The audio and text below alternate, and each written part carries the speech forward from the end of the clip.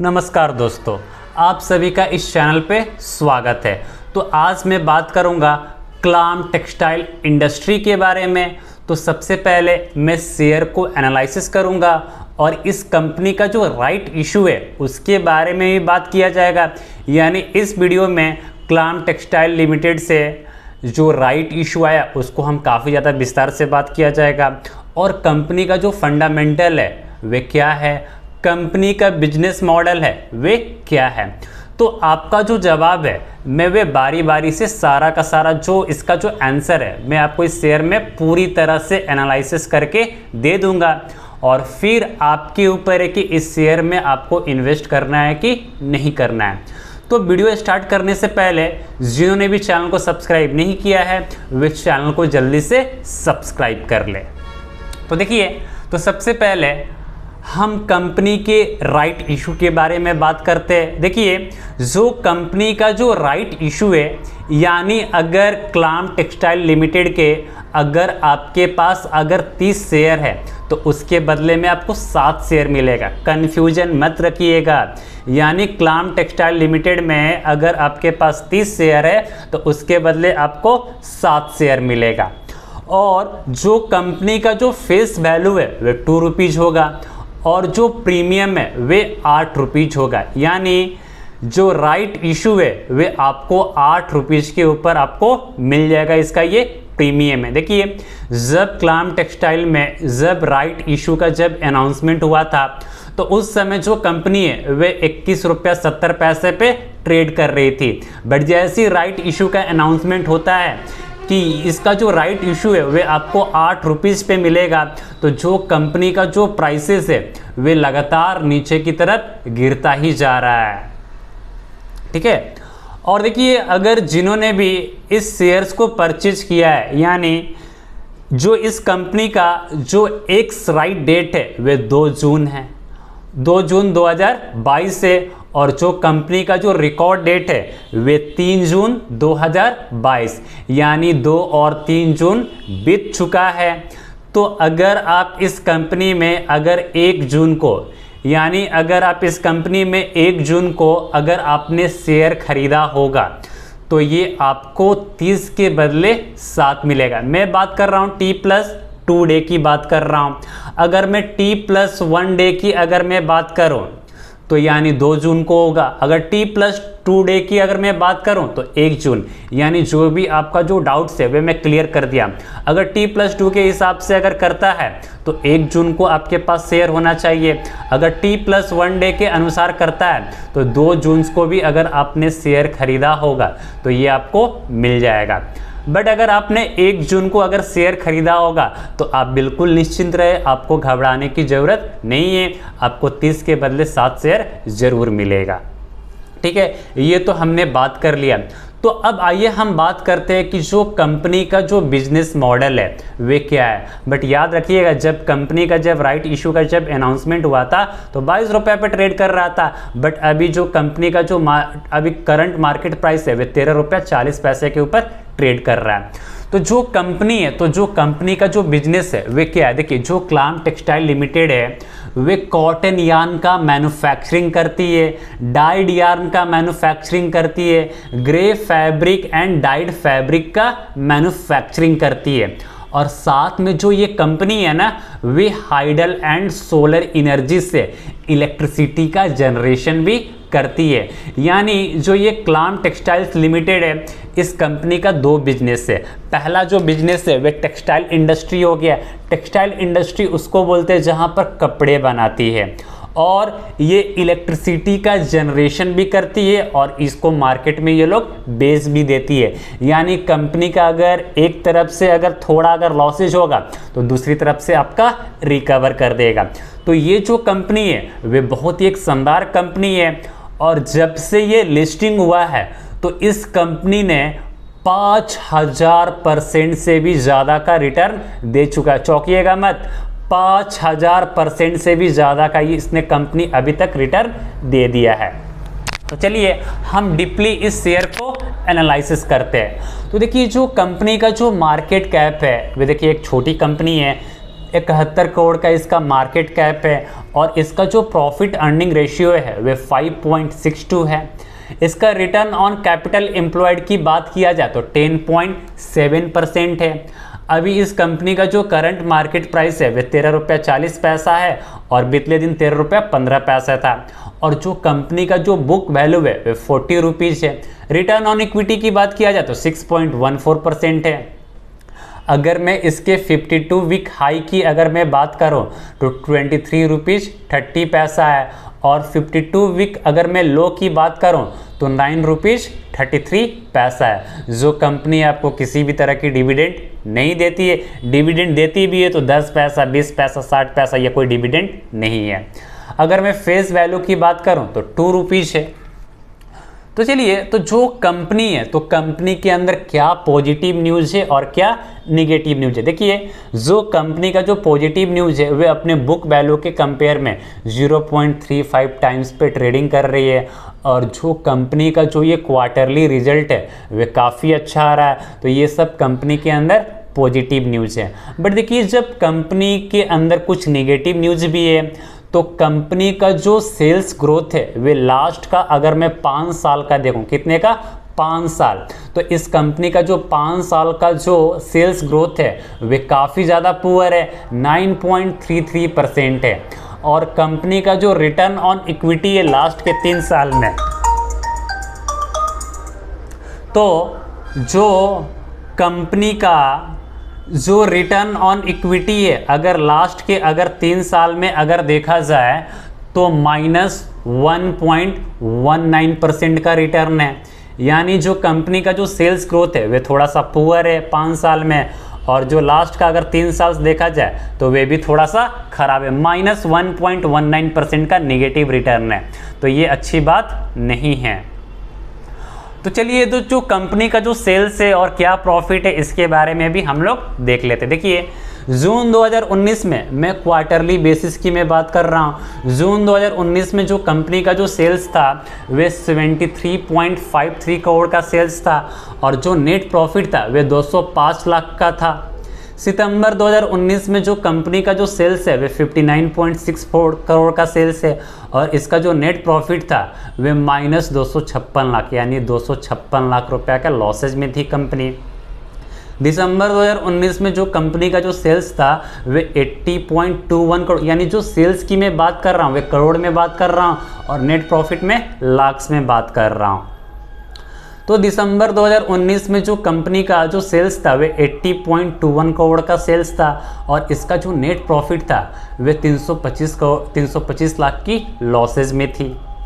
मार्च 2020 में जो कंपनी का जो सेल्स है वे 78.24 करोड़ का सेल्स है और इसका जो नेट प्रॉफिट था वे 833 लाख का लॉसेज में थी।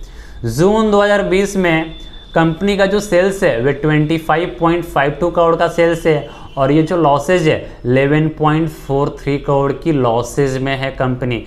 सितंबर 2020 में जो कंपनी का जो सेल्स है वे 44.11 करोड़ का सेल्स है और इसका जो नेट प्रॉफिट था वे -2 करोड़ की लॉसेज में थी कंपनी। दिसंबर 2020 में जो कंपनी का जो सेल्स था वे 73.42 करोड़ रुपीज़ का था और इसका जो लॉसेज था वे 73 लाख का लॉसेज था। मार्च 2021 में जो कंपनी का जो सेल्स है वे 97.57 करोड़ का सेल्स है और इसका जो नेट प्रॉफिट है 6.26 करोड़ का, यानी 626 लाख का नेट प्रॉफिट है। जून 2021 में जो इस कंपनी का जो सेल्स है वे 88.90 करोड़ का सेल्स है और इस कंपनी का जो नेट प्रॉफिट है वे 3.13 करोड़ का नेट प्रॉफिट है, लॉसेज में नहीं है। और अगर लाख में देखा जाए तो 313 लाख। सितंबर 2021 में जो कंपनी का जो सेल्स है वे 112.29 करोड़ का सेल्स है और इसका जो नेट प्रॉफिट है वे 1.52 करोड़ का नेट प्रॉफिट है, यानी 152 लाख का प्रॉफिट है। दिसंबर 2021 में जो कंपनी का जो सेल्स है वे 127.51 करोड़ का सेल्स है और इस कंपनी का जो नेट प्रॉफिट है वे 341 लाख का है। मार्च 2022 में जो कंपनी का जो सेल्स था वे 122.20 करोड़ का सेल्स था और जो कंपनी का जो नेट प्रॉफिट है वे 375 लाख का है। यानी जो कंपनी जो एक साल मतलब एक साल से काफ़ी जो कंपनी है वे काफ़ी अच्छी कर रही है। चलिए, तो अब मैं ईयरली बेसिस पे भी मैं बात कर लेता हूँ कि कंपनी का ईयरली बेसिस पे ट्रैक रिकॉर्ड क्या रहा है। ये तो मैं क्वार्टरली बेसिस पे मैंने बात किया था, और देखिए तो अब मैं ईयरली बेसिस पे मैं बात करता हूँ। तो देखिए 2011 में जो कंपनी का जो सेल्स था वे 136 करोड़ का था, और इसका जो नेट प्रॉफिट था वे 14 करोड़ का था। 2012 में जो कंपनी का जो सेल्स है वे 152 करोड़ का है, और इसका जो नेट प्रॉफिट था वे 1 करोड़ का था। 2013 में जो कंपनी का जो सेल्स है वे 183 करोड़ का था, और नेट प्रॉफिट 6 करोड़ रुपीस का था। 2014 में 215 करोड़ का सेल्स था, और नेट प्रॉफिट 15 करोड़ का है। 2015 में जो कंपनी का जो सेल्स है वे 244 करोड़ का है, और इसका जो नेट प्रॉफिट है वे 9 करोड़ रुपीस का है। 2016 में 270 करोड़ का सेल्स है, और इसका जो नेट प्रॉफिट है वे 6 करोड़ का है। 2017 में जो कंपनी का जो सेल्स है वे 290 करोड़ के पास सेल्स है, और इसका जो नेट प्रॉफिट था वे 13 करोड़ का नेट प्रॉफिट है।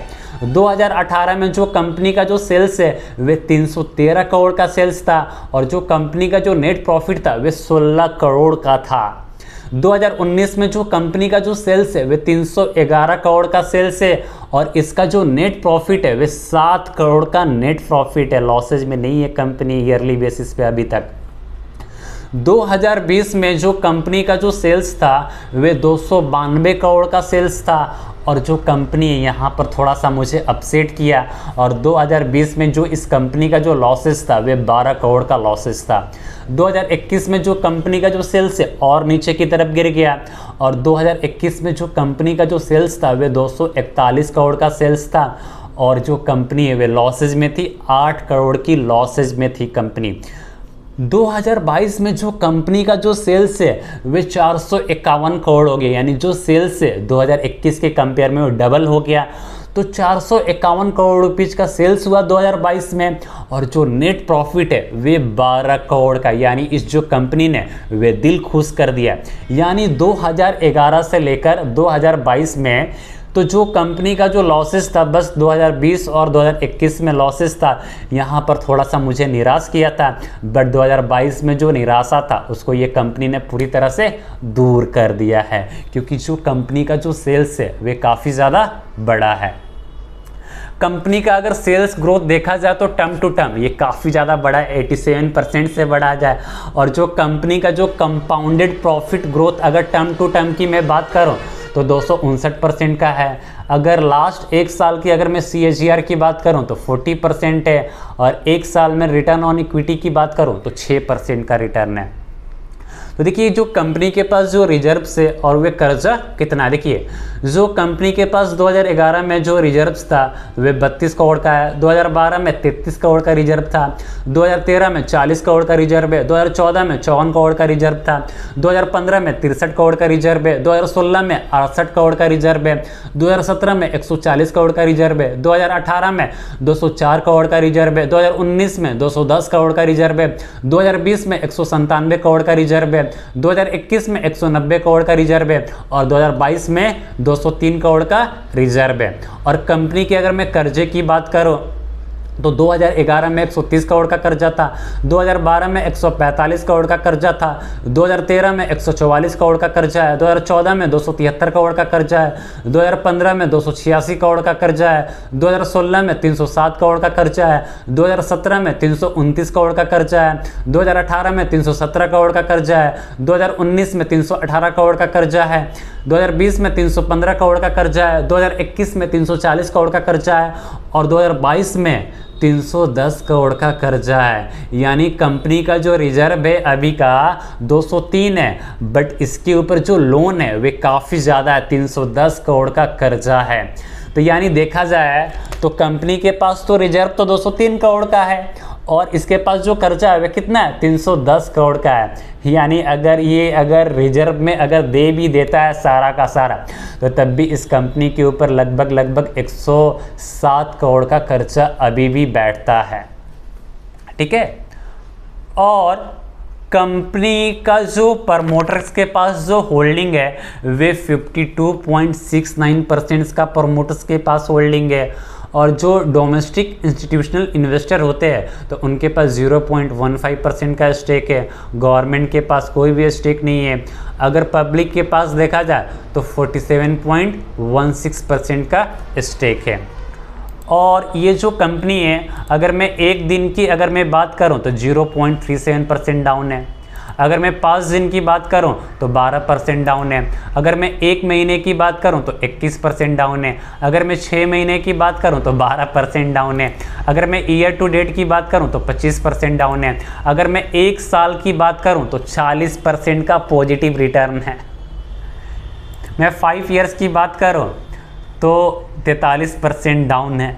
अगर मैं अभी तक की अगर मैं बात करूं तो ये ऑल टाइम 4900% अपने हाई पर है। यानी इस कंपनी का देखिए, इस कंपनी का जो लोवेस्ट प्राइस है 13 दिसंबर 2002 में इस कंपनी का जो प्राइस था वे 27 पैसे था, और अभी का जो करंट मार्केट प्राइस है वे 13 रुपया 40 पैसा है। यानी ये जो कंपनी एक पेनी स्टॉक्स कंपनी है, और इस कंपनी के अंदर पहले ही शेयर स्प्लिटिंग हो चुका है। यानी 10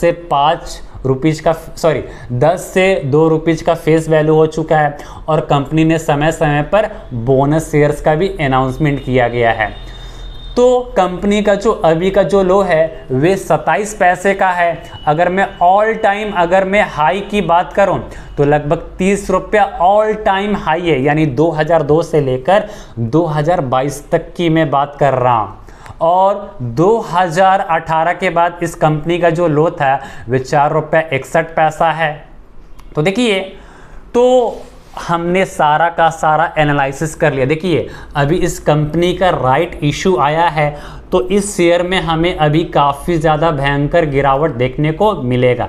आप कोशिश कीजिए कि राइट इशू के माध्यम से आप मत लगाइए, क्योंकि देखिए ये जो कंपनी है मुझे लगता है कि ये 8 रुपया 7 रुपया पे ये लो बनाकर ये फिर से बाउंस बैक कंपनी कर सकती है। देखिए, जो कंपनी है वे लो तो पक्का बनाएगी। कंपनी का जो प्रीमियम है, राइट इशू का प्रीमियम है, वो तो 8 रुपीज़ है, ठीक है ना। तो जब 21 रुपये पे जब ट्रेड कर रहा था तो अभी तो 8 रुपये पे राइट इशू का अनाउंसमेंट हुआ है, तो 21 रुपये से लेकर अभी तक कितने पे गिरा है? 13 रुपये पे गिर चुका है, और 5 रुपये का डिफरेंस है। तो मुझे लगता है कि जब इस राइट इशू का जब लिस्टिंग हो जाएगा, और ये मुझे लगता है कि 1 सप्ताह या 2 सप्ताह के लिए होगा, और फिर इसके बाद ये क्लोजिंग हो जाएगा, तो मुझे लगता है कि 7 से 8 रुपये तक आ सकता है। तो जिनको लगता है कि नहीं इनका प्राइसेज ऊपर जा सकता है तो वे राइट इशू के माध्यम से भी आप लगा सकते हैं। बट जिनको राइट इशू का शेयर नहीं मिला है, आप वेट एंड वॉच कीजिए, और मुझे पूरा उम्मीद है कि इस कंपनी का जो प्राइसेज है वे आपको 6 से 8 रुपीज़ के बीच में देखने को मिल सकता है। तो कोई बात नहीं, निराश मत होइए, बट अभी आप इस शेयर को बाई मत कीजिए। जो भी सोच रहे हैं कि मैं इस कंपनी के अंदर बाई कर लेता हूं, तो अभी बाई मत कीजिए। और जो रिटेल इन्वेस्टर इसके अंदर फंस चुके हैं तो आप लोग वेट कीजिए, पैनिक मत होइए। उस प्राइस पे वापस चला जाएगा तो आप वहां से सेल कर दीजिएगा। तो आपको इसमें घबराने की बिल्कुल ज़रूरत नहीं है। वीडियो अच्छा लगा हो तो अपने दोस्तों के साथ शेयर कीजिए, और चैनल को सब्सक्राइब करना ना भूलें। और जो भी आपकी जो समस्या होता है तो आप मुझे कमेंट बॉक्स में कर सकते हैं, और मैं हमेशा आपके कमेंट का मैं रिप्लाई हमेशा देता हूं। अगर ज़्यादा डाउट होता है तो आप मुझे व्हाट्सएप नंबर पे भी कॉल कर सकते हैं 9102538993। तो आप इस नंबर पे आप मुझे व्हाट्सएप भी कर सकते हैं। वीडियो अच्छा लगा तो चैनल को सब्सक्राइब करना ना भूलें। जय हिंद, जय भारत।